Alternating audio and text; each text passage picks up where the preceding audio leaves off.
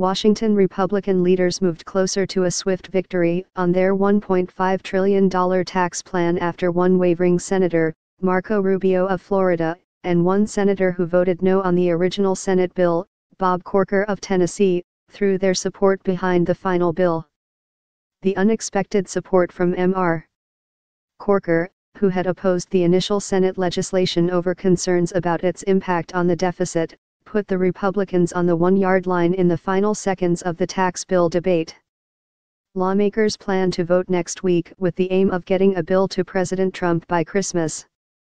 On Friday, as details emerged about the final bill, it became clear that the agreement would provide slightly more generous tax breaks to low- and middle-income Americans by reducing some benefits for higher earners, one of several tweaks intended to solve the budget problems standing between the bill's passage and President Trump's desk, according to people briefed on the final plan.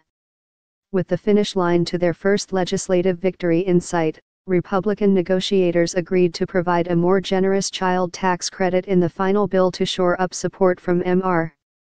Rubio, who said he would not vote for the legislation unless it provided more help to lower-income Americans. A spokeswoman for Mr. Rubio said the senator will vote yes on the legislation, given the changes that were made. The final bill will allow families who owe no federal income taxes to still claim up to $1,400 of the $2,000 child tax credit, up from $1,100 in the original version. In a tweet on Friday, Mr. Rubio called it a solid step and suggested he would now vote for the bill. The move to satisfy Mr. Rubio appears to have been financed, at least in part, by reducing the ability of higher earners to take the $2,000 per child tax credit. The Senate bill lowers the income cap for families who could claim the credit by phasing out the benefits of the credit once families earn $400,000 a year, down from the $500,000 in the original Senate bill. Mr. Corker, a longtime deficit hawk, said he was swayed to support the bill as the result of many conversations over the past several days with individuals from both sides of the aisle across Tennessee and around the country. Mr.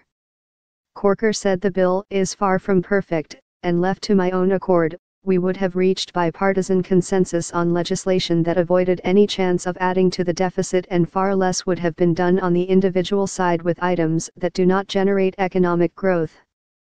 New details from the text, shared with the New York Times on Friday, reveal that lawmakers offset other last-minute changes to the bill, such as eliminating the corporate alternative minimum tax and lowering the top individual tax rate to 37% from 39.6% today through slight adjustments, not sweeping changes.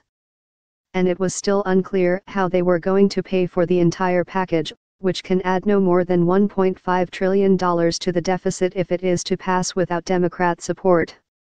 The bill's text, which was signed by Republican negotiators from the Chamber's Conference Committee on Friday, includes few major changes from the version that passed the Senate earlier this month.